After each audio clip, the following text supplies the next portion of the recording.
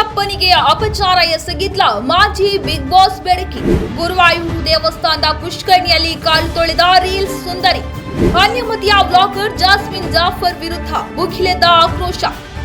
ಕೇರಳದ ಅತ್ಯಂತ ಪುರಾತನ ಹಾಗೂ ಪುರಾಣ ಪ್ರಸಿದ್ಧ ಗುರುವಾಯೂರು ಶ್ರೀಕೃಷ್ಣ ದೇಗುಲದ ಪುಷ್ಕರಣಿಯನ್ನ ಅಪವಿತ್ರಗೊಳಿಸಲಾಗಿದೆ ಎಂಬ ಗಂಭೀರ ಆರೋಪ ಕೇಳಿ ಬಂದಿದ್ದು ಸಾಕಷ್ಟು ವಿವಾದದ ಬಳಿಕ ಇದೀಗ ದೇಗುಲ ಮಂಡಳಿ ದೇವಸ್ಥಾನದ ಪ್ರಧಾನ ಅರ್ಚಕರ ಮಾರ್ಗದರ್ಶನದಂತೆ ದೇವಸ್ಥಾನದಲ್ಲಿ ಶುದ್ಧೀಕರಣ ಕಾರ್ಯಗಳನ್ನು ಮಾಡುತ್ತಿದೆ.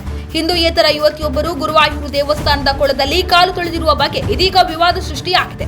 ಕೇರಳದ ವ್ಲಾಗರ್ ಬಿಗ್ ಬಾಸ್ ಮಾಜಿ ಸ್ಪರ್ಧಿ ಜಾಸ್ಮಿನ್ ಜಾಫರ್ ಗುರುವಾಯೂರು ದೇಗುಲದಲ್ಲಿ ಮಾಡಿದ ವಿಡಿಯೋದಿಂದ ಈ ಕೃತ್ಯ ಬೆಳಕಿಗೆ ಬಂದಿದೆ. ಗುರುವಾಯೂರು ದೇವಸ್ಥಾನದ ಪವಿತ್ರ ಕೊಳದಲ್ಲಿ ಜಾಸ್ಮಿನ್ ಜಾಫರ್ ಕಾಲುಗಳನ್ನು ತೊಳೆದಿದ್ದಾರೆ. ಇದು ಹಿಂದೂಯೇತರರಿಗೆ ಸಂಪೂರ್ಣವಾಗಿ ನಿಷಿದ್ಧ ವಲಯವಾಗಿದೆ.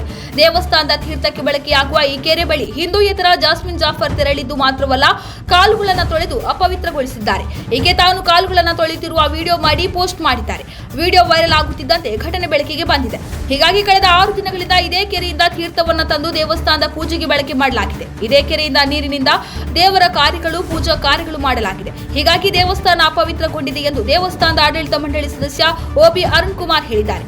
ಇದೀಗ ಈ ಬಗ್ಗೆ ಸಾಮಾಜಿಕ ಜಾಲತಾಣದಲ್ಲಿ ಹಾಗೂ ಕೇರಳದ ಹಿಂದೂ ಧಾರ್ಮಿಕ ಮುಖಂಡರು ಆಕ್ಷೇಪ ವ್ಯಕ್ತಪಡಿಸಿದ್ದಾರೆ. ದೇವಾಲಯದ ಶಿಷ್ಟಾಚಾರಗಳನ್ನು ಉಲ್ಲಂಘಿಸಿದ್ದಾರೆ ಎಂದು ದೂರನ್ನು ನೀಡಲಾಗಿದೆ.